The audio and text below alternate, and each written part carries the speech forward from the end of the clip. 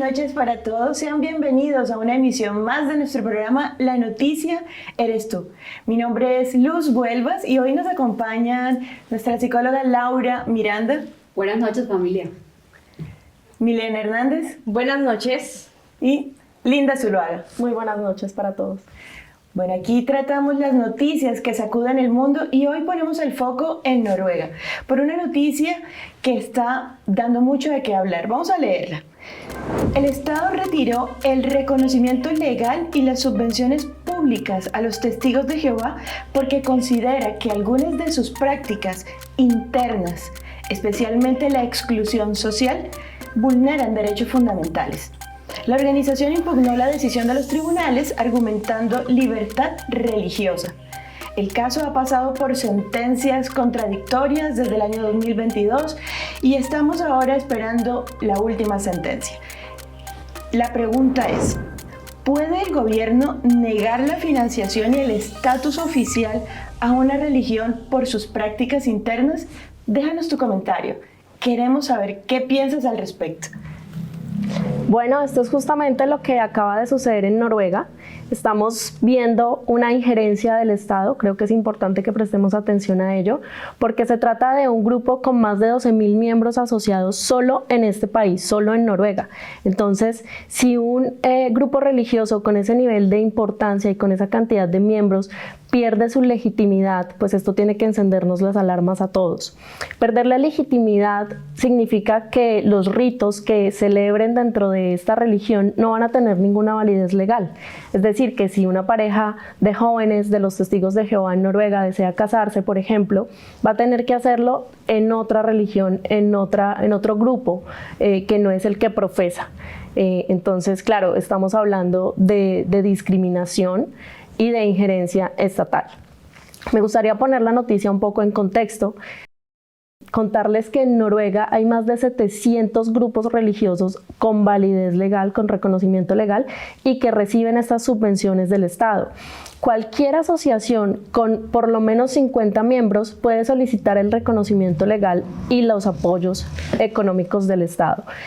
Los testigos de Jehová dentro de Noruega son el 6º grupo en nivel de importancia y cantidad de miembros asociados. Entonces, si un grupo con tal importancia y con tal número de miembros pierde su validez, pues esto tiene que encender las alarmas porque se está discriminando a una cantidad importante de personas dentro de ese país.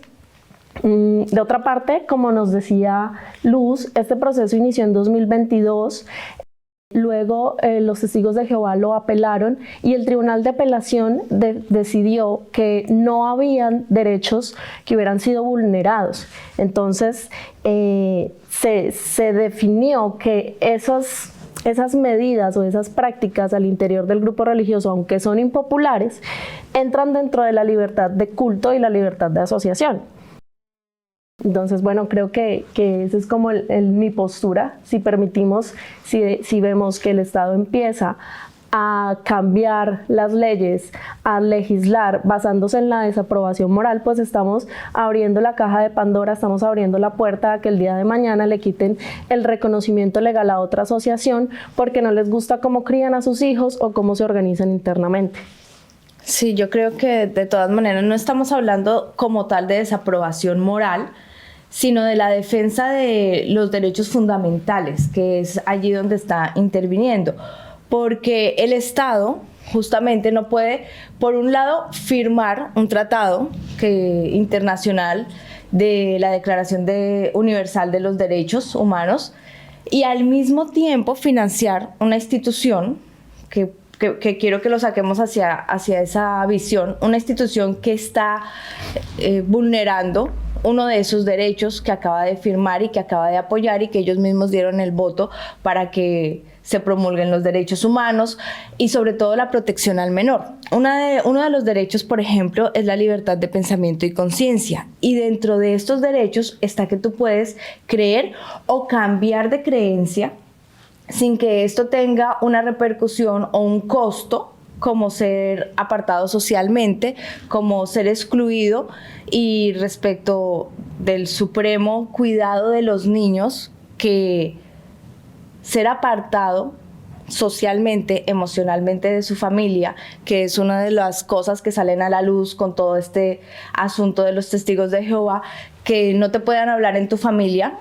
Cuando tú haces parte de una familia, entonces naturalmente va más allá de una creencia, va más allá de un ideal, sino están vulnerando los derechos fundamentales. Entonces, Luz, aquí lo que el Supremo está juzgando es si el Estado puede ser cómplice de una institución que vulnera derechos fundamentales. Bueno, vamos a poner un poco en contexto esto. El Estado de Noruega apoya financieramente a los grupos religiosos, llámese la religión que sea. En el caso de los testigos de Jehová, el Estado noruego ha determinado que tiene unas prácticas, que en este caso es la exclusión de los niños o los adolescentes o las personas que no compartan la fe, se excluyen del grupo. El Estado de Noruega ha determinado que eso vulnera los derechos fundamentales de esos niños y por tanto ha decidido quitar ese recurso financiero. Ahora, el debate y donde entran las compañeras a debatir es, ¿esto va a influenciar las prácticas internas de la religión como tal? ¿Se va a vulnerar el derecho a la libre expresión, al libre culto, al libre pensamiento? Porque va un poquito más allá. El Estado no puede intervenir en las prácticas netamente de la religión, pero sí está quitando un apoyo financiero que lo está dando a las demás organizaciones religiosas que profesan en ese país. Entonces, es un tema que más allá del apoyo o no apoyo financiero es qué tanto está influenciando el Estado en la libertad de culto, en el libre albedrío de las personas en Noruega, quitándoles esa personería jurídica a los testigos de Jehová. Entonces, es importante entonces que miremos si esa coacción que sucede dentro de la religión realmente afecta al ser humano, realmente está vulnerando sus derechos, y aquí entraríamos a mirar ya desde un punto de vista profesional, psicológico, cómo afecta emocionalmente a una persona y si realmente estaría propenso a vulnerar sus derechos fundamentales. Podemos encontrar múltiples investigaciones, una de ellas que quisiera resaltar es la de Rodney Stark y William Sims, que hablan sobre que en este tipo de sociedades que son tan solitarias, aparentemente vacías, que tienen como un aura, digamos, de soledad, este tipo de comunidades generan felicidad.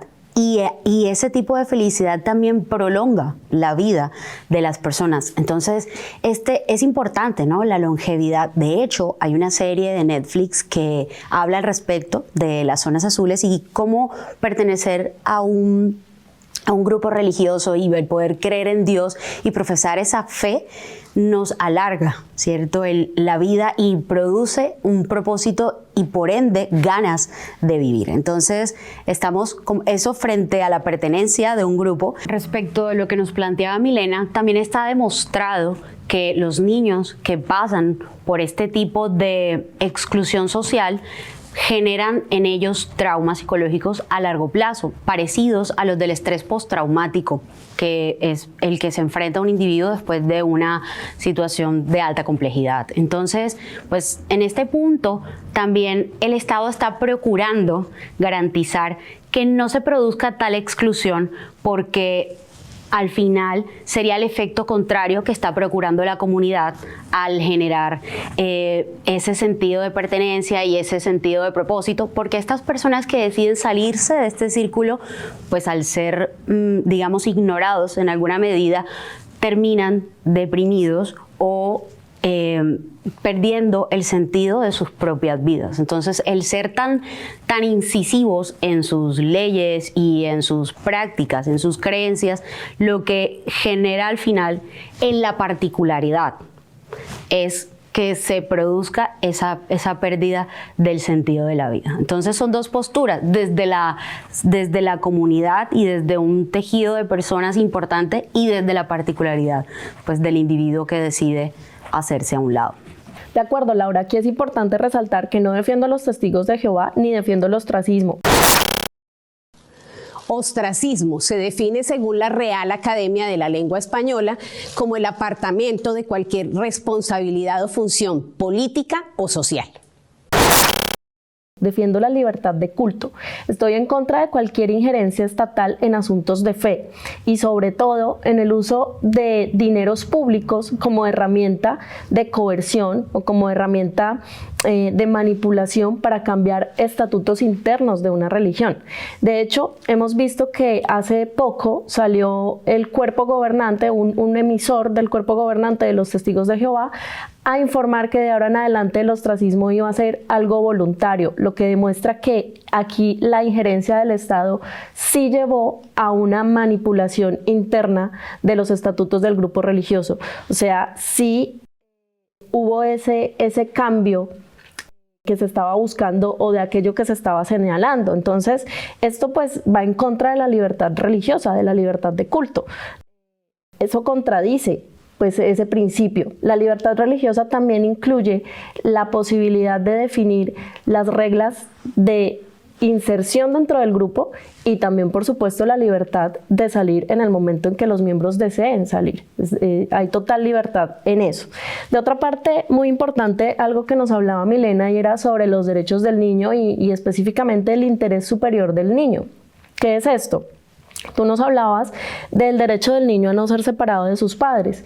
En efecto, el Tribunal de Apelación encontró que no había violación a ningún derecho de los menores porque en los casos en los que se practicó ostracismo con menores de edad, siempre los niños siguieron viviendo con sus padres en la misma casa y recibiendo de ellos alimentación, vestido, techo, educación, todo lo demás. Entonces, como tal, no hubo una violación a ningún derecho fundamental de los niños. En ese sentido, es peligroso que un estatuto interno que no viola ningún derecho fundamental se vuelva en la herramienta para quitarle el reconocimiento a un grupo religioso. ¿Por qué? Porque esto puede generar discriminación. De hecho, ya hemos visto que otros gobiernos europeos, como es el caso de Francia y Suiza, han iniciado investigaciones directamente contra los Testigos de Jehová en sus territorios. Entonces, ya esta discriminación salió del territorio de Noruega y se está generando a nivel global por un estatuto interno que no violó ningún derecho fundamental. En este caso, pues, el Estado no está siendo juez o árbitro teológico, sino que está siendo un garante, un veedor y un garante de los derechos fundamentales, que es en lo que se basa la defensa de ellos hacia el niño. Nosotros estamos hablando de que es un objeto pasivo, pero en cuanto financia estas organizaciones y más allá de organizaciones religiosas, organizaciones políticas, empresas, colegios que deban defenderse estos derechos, se vuelve un objeto activo. ¿Por qué? Porque por supuesto que la fe y la religión, la libertad de culto es gratuita y esto no está siendo impedido, pero sí cuando recibe dinero del Estado significa de los impuestos de los ciudadanos, hace que él deba ser veedor de cómo se está invirtiendo esto, de cómo se está entregando. Y si se considera que, como decía al principio, uno de los grupos altera un bien superior, que es el cuidado de nuestros niños, entonces sí que puede intervenir y para eso justamente existen las entidades que valoran si se está o no se está vulnerando los derechos del niño. Entonces, en ese caso, por supuesto, decir, si no te gusta, vete, para un adulto autónomo está muy bien. Si no te gusta en lo que creemos y en los acuerdos de una comunidad, se puede ir. Pero un niño que no solo su entorno, no solo su techo y su alimentación, sino que nació en una familia, su red afectiva, emocional, las personas que lo cuidan y el entorno que ha tenido, es esa comunidad y le deje de hablar. Es más, está sometido a mayor presión porque él no se puede ir, no puede decidir, como no creo, como no estoy de acuerdo me voy, sino que tengo que seguir conviviendo y enfrentarme a una discriminación cuando no me hablan, cuando no puedo hacer parte de un momento familiar, porque decidí no creer en una fe. Entonces va mucho más allá de simplemente recibir alimento, de recibir techo, y también podemos tener claro que sí es importante vigilar todas las organizaciones que puedan incumplir estos derechos, y hacemos parte de eso. Entonces lo hemos visto en el Reino Unido, en Suecia, en Estados Unidos. Sí se intervienen en colegios, sí se intervienen en empresas, por ejemplo, que estén desarrollando armas o que estén excluyendo niños o personas, por ejemplo, en clubs que están excluyendo personas por su raza. Les retiran las exenciones de impuestos, y va justamente en el cuidado y en la regulación de los derechos fundamentales. Finalmente, el Estado no está regulando la fe, está regulando el dinero, está regulando la inversión de aquellos ciudadanos. ¿Qué ciudadanos? Esa misma madre, por ejemplo, que se ve abocada a decidir entre su fe y hablarle e irse con su hijo para poder cubrirlo con amor, con mucho más allá que alimento y techo, sino formar su vida. Entonces lo que estamos viendo acá es que más allá de prohibir o no prohibir una religión, porque eso no lo están haciendo, no están prohibiendo el libre culto, es si realmente la Corte Suprema va a tener que enfrentarse ante un convenio que tiene el Estado de Noruega con las instituciones religiosas, o es un derecho que tienen estas instituciones religiosas de recibir este apoyo económico. Tiene que decidirse por cuál de esos dos caminos se va a enfrentar. El Estado de Noruega se ha caracterizado históricamente por ser un Estado fuerte, económicamente próspero, y siempre ha controlado en qué gasta su dinero, en qué lo invierte, todo teniendo en cuenta el beneficio del bien común, el beneficio de todos sus ciudadanos. Entonces, aquí vemos, ¿esto es un derecho o es realmente un convenio simplemente por tener un apoyo económico?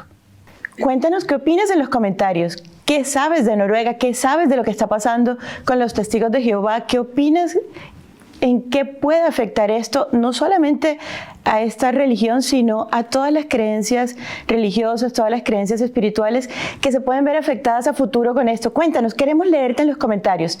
Bueno, me parece muy importante todo lo que ha hablado Milena acerca de los derechos de los niños y de cómo el Estado también regula a otras organizaciones, por supuesto, no solo a las religiosas. Y me gustaría también poner el foco allí. Investigando un poco la inversión de Noruega, la inversión del gasto público, así como hay ayudas a los grupos religiosos, que como ya dijimos, a más de 700 se le dan estas ayudas, también hay muchos dineros destinados al arte, al entretenimiento, a la creación de contenido.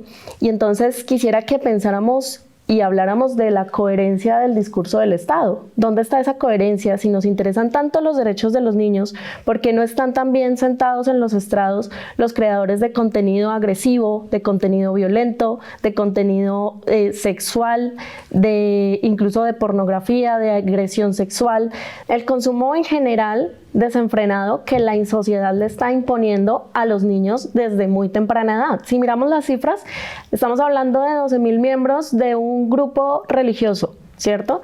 Pero ¿cuántas personas consumen, por ejemplo, reggaetón en el mundo?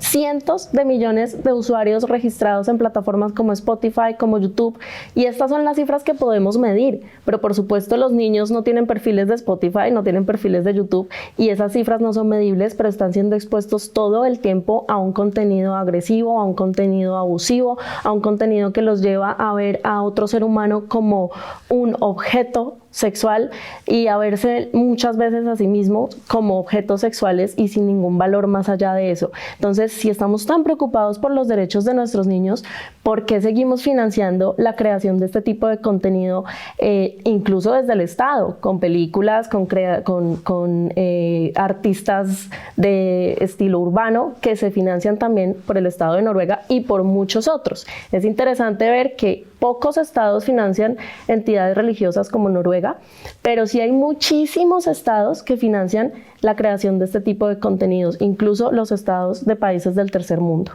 Entonces, creo que eso es importante que lo tengamos en cuenta y que si en Noruega finalmente el tribunal le da la razón al Estado, estaríamos creando pues una lista de religiones autorizadas por el Estado y sacando a otras simplemente porque no cumplieron con una serie de requisitos que puso un gobierno que es ajeno a esa fe y a ese credo. Para aclarar, la libertad religiosa de todas maneras no es un derecho absoluto. Los derechos individuales terminan donde empieza el derecho del otro. Y basados en esto, quiero aclarar y volver a contextualizar, Linda, porque es que no es un tema doctrinal, no es un tema teológico, no es un tema de libertad de culto. Esto es un tema puramente financiero y el Estado es un ente administrador de las finanzas públicas, de las finanzas del pueblo, y esto es lo que se está determinando en este momento en la Corte. Entonces, cuando el Estado está diciendo yo no le estoy dando el estatus legal, le está retirando un apalancamiento financiero que tienen, y allí, justo allí, es donde vienen las apelaciones, porque en ningún momento les han dicho que tienen que cambiar o que tienen que dejar de ejercer su culto o que tienen que dejar de hacer sus prácticas religiosas. Nunca se ha inclinado hacia allá.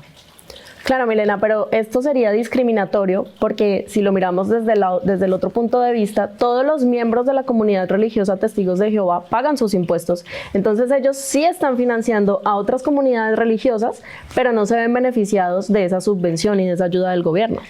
Sí, pero como tú dices, si lo miramos desde el otro lado, pues justamente, o sea, primero que todo, no han dejado de recibir, ¿no? Porque una vez apelaron, ellos recibieron nuevamente 8.5 millones de dólares por la indemnización y por todo el tiempo que no recibieron. O sea, hasta el momento, si este fuera el conducto por donde nos vamos a ir, no se ha vulnerado nada.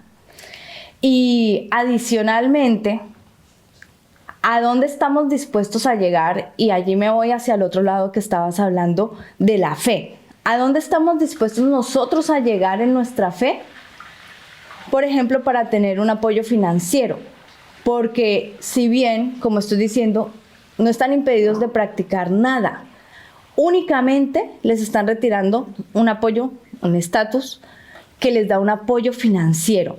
Y si una entidad, una organización, una comunidad está dispuesta a cambiar elementos importantes, doctrinas importantes, para poder seguir recibiendo un estatus que le da dinero, entonces ¿de qué estamos hablando? ¿De qué Dios estamos hablando? Porque estamos hablando de un Dios de amor, estamos hablando de un Dios que desde antes ellos se podían haber cambiado y haber retirado la práctica del ostracismo. ¿Por qué? Por amor al menor. No porque no les quiten un estatus, no porque no les quiten un financiamiento, sino porque eso es lo que dice la Escritura. Lo que dice la Escritura justamente es que nuestro Dios es un Dios de amor, es un Dios que nos enseña, nos cubre y nos permite, por ejemplo, que en un momento no entendamos algo de la doctrina y no por eso seamos segregados. Que nos permite, por ejemplo, que cada uno de nosotros hoy no entendamos si estamos aquí en este programa porque queremos, porque deseamos seguir esos caminos. Y entonces pasan estas situaciones como sacar un hijo de la comunión, que ¿qué va a hacer de ese niño? Una persona que no va a creer nunca, porque quedó en su mente que creer en Dios puede llevar a que cuando tú seas grande, tengas una familia. Si alguien se confunde, se arrepiente o se quiere retirar, tú tienes que rechazarlo. Ese no es el Dios de amor que nosotros predicamos ni el que conocemos. Entonces, ahora, se puede cambiar eso, como decía Laura, se puede replantear. Si se puede replantear, quiere decir que por amor hubiésemos podido hacerlo. Entonces nos encontramos ante aquellos que dijo el Señor Jesús exactamente: «Ay de vosotros, escribas y fariseos hipócritas, porque cerráis el reino de los cielos delante de los hombres. Ni entráis vosotros, ni dejáis entrar a los que están entrando». Eso es lo que sucede con estas cosas. Y volviendo al tema financiero, ¿sabes quiénes son los que aportan esos dineros de los impuestos? Aquella madre, por ejemplo, que tiene que decidir si apostata su fe o se va con su hijo para no tener que rechazarle y generarle un trauma. Esas son las personas que están aportando los impuestos. Entonces, es la misma escritura la que dice, misericordia quiero y no sacrificio. Ese es el camino que nosotros estamos siguiendo. Entonces, ¿qué nos atañe a nosotros? Desde la particularidad tenemos que entender que tenemos responsabilidades, además de tener derechos, que es de lo que hemos hablado hoy. ¿Qué responsabilidades tenemos? Pues nuestro hermano Alfredo ha sido muy incisivo en los diferentes programas de que toda la información que recibimos, de lo que leemos y aquello con lo que nos encontramos en las escrituras, debemos escudriñarlo, debemos rumiarlo, porque eso hacen los animales limpios, ¿no?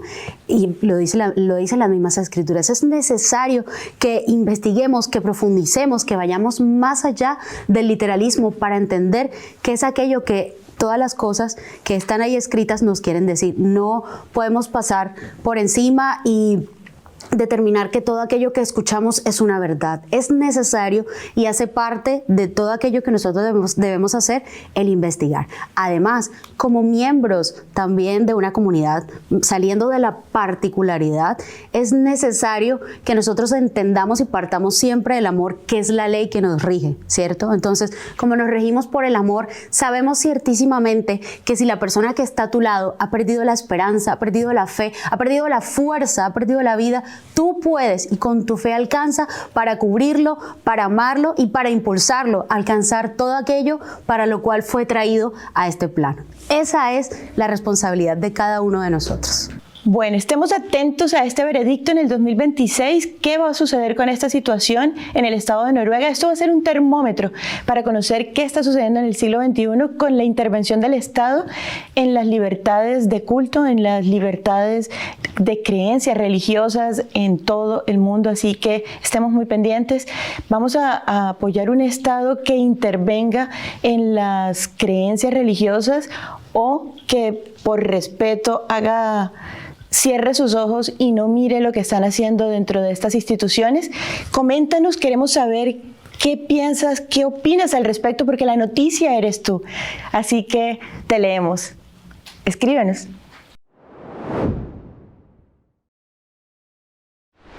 ¿Qué es lo que fue? Lo mismo que será. ¿Qué es lo que ha sido hecho? Lo mismo que se hará. Y no hay nada nuevo debajo del sol. ¿Sabías que los archivos de Epstein revelan un esfuerzo casi obsesivo por conseguir una carta de Trump para un libro de cumpleaños? No era solo un saludo. En los círculos de poder, una palabra del rey es el activo más valioso, es la validación definitiva. Pero esta historia ya la hemos leído antes. En la Biblia vemos a personajes como Adonías intentando rodearse de personas influyentes para legitimar su causa. Buscan el sello real para intentar disfrazar sus verdaderas intenciones. Tanto ayer como hoy, el esfuerzo por obtener la firma de los poderosos es un intento por comprar respetabilidad donde no la hay. Como dice el proverbio, quita al impío de la presencia del rey y su trono se afirmará en justicia. Al final, una carta no borra el archivo. ¿Crees que el poder busca la verdad o una buena narrativa? Te leo en los comentarios. Muy buenos días, mis amados. Qué alegría poder dirigirme a ustedes en este día. Bendito el Señor que nos ha dado la vida, bendito el Señor que nos ha dado todas las cosas que nos hacen felices, porque vinimos aquí a esta tierra, a este lugar, al lado de todas las personas que conocemos para poder ser felices, para alcanzar la verdadera, la plena felicidad. Ese es el objetivo y el sentido de la vida. El Señor no nos ha enviado ni a sufrir, ni a padecer, ni a pasar por situaciones tormentosas, que ninguno se confunda. Las situaciones difíciles que tenemos en la vida son solamente parte del aprendizaje que vamos a tener mientras pasamos y caminamos por esta tierra. Pero el Señor es bueno y nos ha diseñado para que alcancemos la verdadera felicidad. Ojalá al lado de Él, ojalá te sientas feliz acercándote al Señor. Ojalá te sientas feliz y agradecido por estar cerca de nuestro Padre, de nuestro Hacedor, de nuestro Creador, de aquel que ha dado luz a nuestros días, que ha iluminado nuestra vida, que nos conduce, que nos ama, que nos cuida, que nos protege, que nos salvó y que nos ama y también que nos sana. Y nos sana no solamente de esas cosas difíciles que dicen los médicos que aparecen en nuestros resultados, sino también sana las heridas del corazón, las cicatrices del alma. Bendito el Señor, porque Él está atento a sus hijos como una gallina con sus pollitos, y está atento a cada detalle, incluso lo que piensas, que te hace sufrir en secreto. Allí te está el Señor escuchando y te recompensa y te sana y te consuela. Ese es nuestro Dios, es nuestro Señor Jesucristo, nuestro Dios de amor, que aparece en todos los escenarios de nuestra vida. Así a veces no parezca, porque claro, a veces pareciera que Dios no existe, pero por supuesto que Dios existe. Y por esa razón tenemos este momento de reflexión que se llama la pausa. Bienvenidos a este espacio. Es importante que antes de empezar tú te sueltes y saques de tu cabeza todas las cosas que te preocupan en este momento, porque no debemos estar preocupados por nada. El Señor, si tú te has hecho cargo de los negocios del Señor, pues el Señor va a hacerse cargo de tus negocios, entonces estamos tranquilos. Vamos a sacar todos los pensamientos, todas las angustias, esa deuda que te está preocupando. No pensemos en eso en este momento. Vamos a sacarla. Esa pena de amor que te tiene doblando rodilla y triste y acongojada. No pienses en eso. Vamos a pensar en que el Señor nos ama, es nuestra cubierta, nos protege, nos guarda y que vamos a respirar y vamos a pensar solamente en Él. Vamos a concentrarnos en estas palabras. Y entonces, en palabras del Señor Jesús y conforme a las Escrituras, en el libro de Mateo, capítulo 28, versículo 20, dice el Señor Jesús: y he aquí, yo estoy con vosotros todos los días hasta el fin del mundo. Amén. Esas son las palabras de nuestro amado Señor. ¿Y eso qué quiere decir? Pues que está con nosotros todos los días. Todos. Si estás triste, si estás cansado, si estás alegre, si estás enojado, si estás enfermo, supongamos que estás enfermo, ahí también está nuestro amado Señor, contigo, porque ahí lo prometió, está escrito. No se te olvide, Mateo, libro de Mateo, capítulo 28, versículo 20. Y así en palabras del Señor Jesús, de esa manera lo dijo. Ahora vamos a escucharlo en las palabras de nuestro amigo Mario Benedetti. Y Mario Benedetti, quiero contarles, en el año 1992 compré este libro. Ya está un poquitico desvencijado, porque sucede que en mi casa, en mi casa, en donde está la librería, en la biblioteca, yo tengo un espacio y ahí cargo con este libro desde el año 1992. Bueno, a veces cargamos con cosas también de 1992 y así, cuando cuidamos bien las cosas, pues no es que yo no lo haya cuidado. Lo que sucede es que hubo una inundación y desafortunadamente, aunque todos decimos es que el agua es buena, sí, claro que el agua es buena, como todo en la vida, equilibrio, el agua es buena, pero el agua inundó la biblioteca y pues mi librito quedó así. Sin embargo, así como el Señor nos ama con nuestras hojas sueltas, nuestras hojas marcadas y tachadas, y las cosas que a veces nos impiden caminar como debe ser, así amo yo también este libro. Y aquí tengo un poema que me gusta mucho y que en su época, pues mire, está aquí. Quiero mostrarles que está suelta la página de tanto que lo leí. Y el poema se llama Hagamos un trato, de Mario Benedetti. Esta es una selección de poemas. El libro se llama Inventario y es una selección de poemas que él escribió, una recopilación de 1950 a 1980. Recomendadísimo este libro.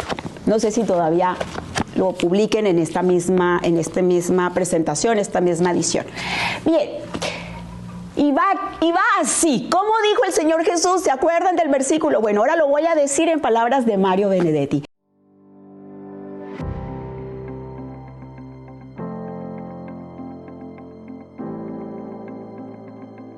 Compañera, usted sabe que puede contar conmigo. No hasta 2, no hasta 10, sino contar conmigo. Si alguna vez advierte que la miro a los ojos y una veta de amor reconoce en los míos, no alerte sus fusiles, ni piense qué delirio. A pesar de la veta, o tal vez porque existe, usted puede contar conmigo. Si otras veces me encuentra huraño sin motivo, no piense qué flojera. Igual puede contar conmigo. Pero hagamos un trato. Yo quisiera contar con usted. Es tan lindo saber que usted existe. Uno se siente vivo. Y cuando digo esto, quiero decir contar, aunque sea hasta 2, aunque sea hasta 5. No ya para que acuda presurosa en mi auxilio, sino para saber a ciencia cierta que usted sabe que puede contar conmigo. Un abrazo, mis hermanos. Les amo entrañablemente. No esperemos que se nos acaben los días para llorar por nuestros muertos. Tenemos este día para decirnos que nos amamos. Tenemos este día para demostrar que nos amamos en esta familia que nos dio el Señor Jesús. No esperemos a poner poemas en las lápidas, ni flores un domingo en la mañana en una sepultura de algún lugar del mundo. Este es el día. Hagamos un trato con el Señor Jesús. Les amo entrañablemente. Un abrazo, un beso para todos ustedes. Espero verlos pronto aquí desde Barcelona.